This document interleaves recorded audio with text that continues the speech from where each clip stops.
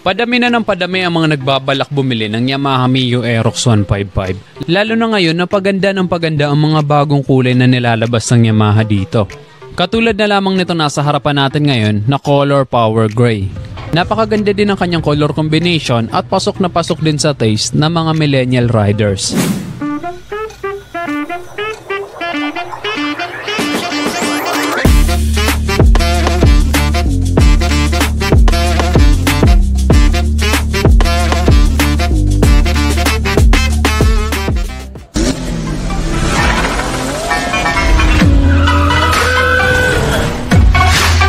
Hi guys, bago tayo magsimula, located ito dito sa Yamaha Motor Trade San Roque Branch, Iriga City, malapit dito sa City Terminal.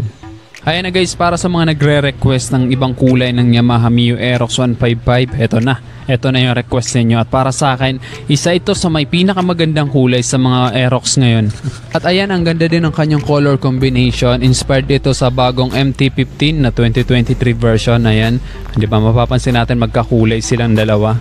Actually, first time ko lang din to nakita sa personal at masasabi ko napakaganda din ng kanyang kulay. Ayan, color cyan blue yung kanyang mugs, tapos dito sa 155 meron din siyang color cyan blue. So dito mapapansin natin meron siyang butas, ayan, para yan sa visor niya, hindi pa nila ikinabit para hindi rin maggasgasan. Bali ganito yung itsura niya kapag nakakabit yung kanyang visor, ayan, di ba? Mas maganda siyang tingnan, mas lalong naging mapormang tingnan. Tapos dito meron siyang emblem ng Blue Core, ayan, di ba? Din syempre hindi mawawala yung Yamaha emblem dito sa bandang gitna na isa sa nagpapaganda din sa kanyang itsura. At dito ang ganda ng kanyang paint job, glossy finish. Tapos dito naman sa gilid meron siyang color white na Mio Aerox na decals. Tapos dito sa bandang itaas meron black, tapos cyan, then ito pa stripe yung color orange. Ayan, di ba? Simpleng simple pero bagay na bagay sa kanyang forma. Then dito naman sa bandang ibaba, meron pa dito ang Yamaha. Napakasimple lang kung tutuusin ng kanyang mga decals eh. Hindi sa exaggerated, talagang ibinagay lang sa kanyang forma. Then dito sa kanyang side fairings, mas ma-appreciate mo talaga yung ganda ng kanyang kulay. Oh. Meron siya ditong edges, tapos syempre hindi mawawala itong malaking emblem dito ng Yamaha. Tapos ang ganda ng design nitong 155 dito sa gilid din. Color cyan siya, tapos meron pang paputol dito. Tapos itong bandang dulo, pa stripe yung kanyang design. Then dito sa bandang ibaba, meron siya ditong very minimalist lang na VVA o stand for Variable Ball Fluctuation. Tapos ang ganda kasi glossy black na itong part na to, itinerno siya dito sa color black na decals. Then dito color black ulit, diretso siya dito sa kabila. Tapos itong part na to, ayan, color power gray na hanggang dito sa ibaba. Then kung mapapansin natin, meron siyang hati. Bali ang purpose niyan ay para sa aerodynamic. Bali sisingaw lang yung hangin dyan kapag ka nasa high speed ka na. Then pagdating naman sa kanyang front fender, ayan, color power gray din siya. Tapos ang maganda sa kanya, flexible yung kanyang front fender. Kaya kung sakaling mabangga ito, hindi siya basta-basta magka-crack or mapuputol. Then meron pa siya ditong Yamaha decals na color white. Then isa sa nagustuhan ko dito sa Aerox, yung kanyang DRL o daytime running light. Bukod sa dagdag visibility, it adds aggressive looking sa kanyang forma. Then yung kanyang headlight na ka-LED na yan, kaya maliwanag siya, lalong-lalo na sa gabi ay mas makikita natin ang kalsada. Tapos yung kanyang mga signal lights naman, naka-bulb type, at ayan, meron na siyang built-in hazard lights kung magagamit natin yan, lalong-lalo na kung emergency. Well, siguro nagtataka kayo kung bakit laging bulb type ang ginagamit ng Yamaha sa kanyang mga signal lights. Ayon kasi sa Yamaha, mas tumatagal ang buhay ng signal lights kapag ka naka-bulb type lang. Mas matagal itong mapundi kumpara sa LED. Kaya kung mapapansin natin, kahit yung kanilang mga X-Max na mga high-end na motor, naka-bulb type pa rin yung mga signal lights. Tsaka maliwanag din naman talaga yung mga bulb type eh. Anyway, punta naman tayo dito sa bandang likuran. Ayan, pagdating sa kanyang taillight, naka-LED na yan. Tapos very unique talaga yung design ng kanyang taillight. Maliit lang siya, very compact, pero maliwanag siya. Lalo-lalo na kapag ka nagpipreno tayo, ayan, 'di ba? Napakaliwanag niya. So kitang-kita talaga tayo kapag ka titigil. Tapos yung kanyang mga signal lights naman, ayan, nakahiwala yung kanyang mga signal lights. So mas visible ito, mas makikita ng nasa likuran natin kung magsisignalize tayo pa kaliwa or pa kanan. Tapos ayun, kagaya na sabi ko kanina, meron siyang built-in hazard light. So malaking tulong yan, lalong-lalo na kapag ka-emergency. Then dito sa bandang ilalim, meron pa siyang ilaw para dagdag visibility sa ating plate number. Tapos dito naman sa bandang ibaba, meron pa siyang reflector. So yun, diba? Kahit sa bandang taillight, napaka-sporty pa rin ang design ng Aerox. At kahit malayo, malalaman mo na agad na Aerox yung nasa unahan mo kasi dito sa kanyang maliit na taillight. Ngayon tingnan naman natin yung kanyang gulong dito sa harapan. Ang sukat ng kanyang gulong dito sa harapan ay 110 by 80 by 14. Then syempre naka-tubeless na yan. Then ang brand nito ay IRC. At dito pa lang sa harapang gulong niya, malapad na kaya mas stable talaga ito lalong lalo na sa mga cornering. Then pagdating sa kanyang mugs ay ang color cyan siya. Hindi mo na kailangan magpa-repaint pa kasi bagay na yung kanyang stock na kulay na mugs. Bumagay siya sa color power gray. Tapos bukod sa dagdag forma, mas visible din yung ganitong kulay na mugs. Tapos isa sa nagustuhan ko sa kanya, meron siyang mudguard dito sa kanyang suspension. Kaya kapag nadaan tayo sa mga mapuputik or maalikabok na lugar, hindi basta-basta papasukin doon sa loob. Then pagdating naman sa kanyang braking system, ay naka-disc brake dito sa harapan with single piston caliper. At naka-standard version lang ito, hindi ito naka-ABS o anti-lock braking system. Napaka-premium din tingnan dito sa paligid ng kanyang instrument panel. Ayan, color power gray siya. Ayan, palibot yan. Ayan, bagay na bagay siya dito sa design ng kanyang instrument panel. Ngayon, buksan na natin to. Pagdating sa kanyang instrument panel, naka fully digital display yan. Malaki yung kanyang panel kaya kitang-kita natin yung kanyang mga indicator. Then hindi ka malilito kasi magkahiwala yung indicator ng signal lights.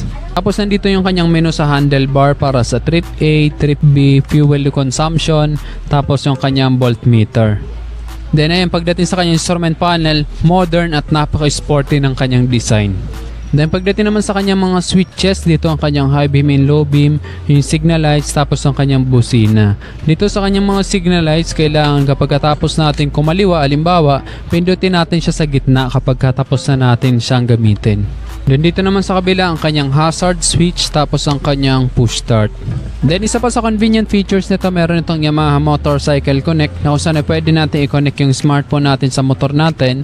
Then makikita na natin ang buong status ng motor natin sa cellphone natin. Makikita natin dyan yung treatment recommendation, tapos yung parking location kung saan ka huling nag-park. Then makikita din natin yung rev dashboard. Then meron pa siyang fuel consumption tracker, malfunction notification, at madami pang iba. Then ayan, di susi po ito, hindi ito keyless. At ayan, meron naman siyang shutter lock kaya hindi ito basta-basta mananakaw kapag isinara natin yan.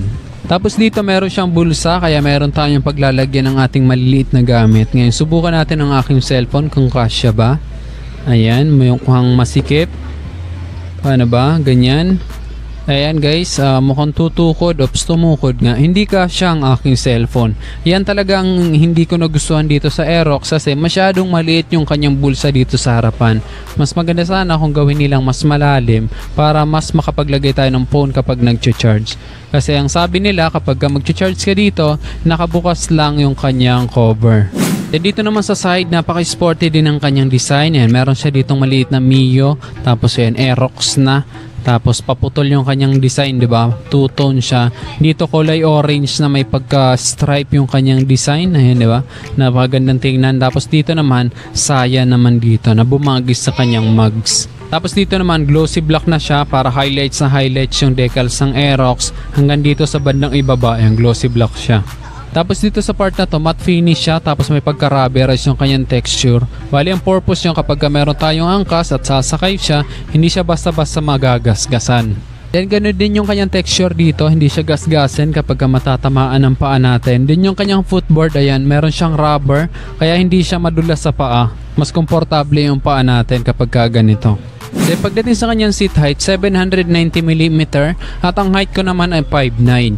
So kapag ganito kakatangkad kagaya ko, kayang-kaya mong i-drive ang motor na to. Actually, kahit mga 5 flat, kayang-kayang i-drive ang motor na to kasi hindi naman ganun katangkad ang kanyang seat height. So average Filipino rider friendly ang motor na to. At marami nang nagsasabi na napakaganda ng handling ng Aerox at kahit talaga mga maliliit na tao, kayang-kayang i-drive to.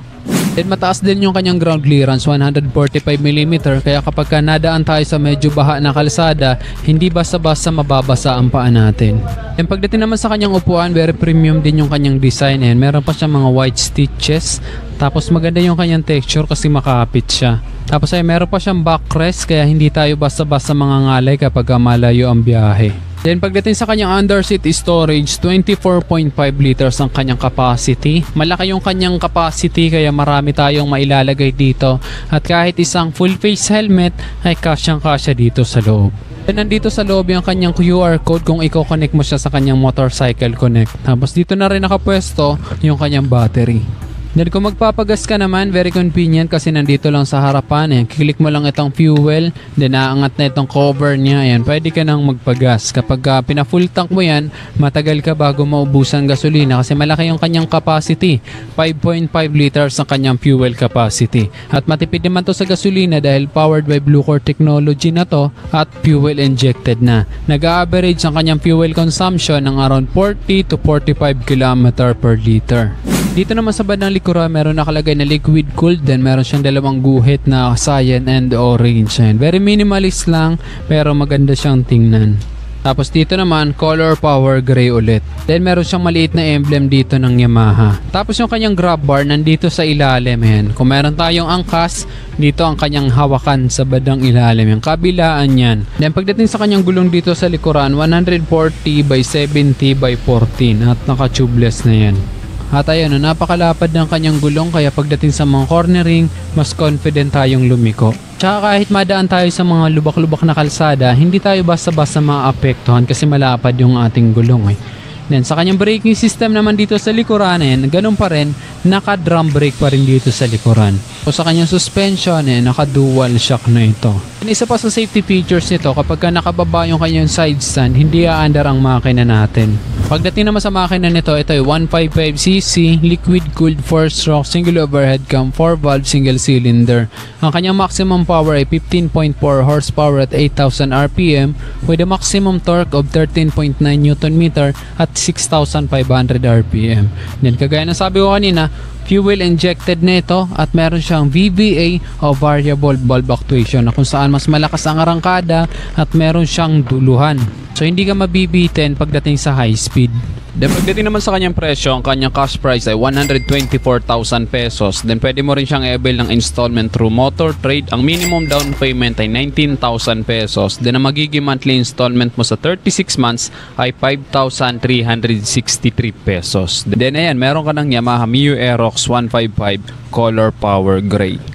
May binagtataka ang ilan sa atin kung bakit napakamahal naman ang in-increase, kulay lang naman ang nagbago. Well, para sa akin normal lang yon kasi napakaganda naman talaga ng paint job na ginawa ng Yamaha dito sa mga bagong Aerox na ito. At para sa akin, kapag ganito kaganda ang kulay ng motor mo, napakasarap niyang tingnan, lalong-lalo na sa umaga pagkagising mo, ganito ang bubungad sa'yo, ay talagang mag-i-enjoy ka na the whole day. Kayo guys, ano masasabi nyo dito sa bagong Yamaha Aerox 155 Color Power Gray? I-comment nyo na lang sa baba at kung nagustuhan nyo naman ang video to, just hit like. Kung bago ka lang sa aking YouTube channel, huwag kalimutan mag-subscribe. Click mo na rin yung notification bell para sa mga susunod kong video ay updated ka palagi. Yun lang guys, hanggang sa muli. Ako si Rosgo TV. Ride safe always and God bless.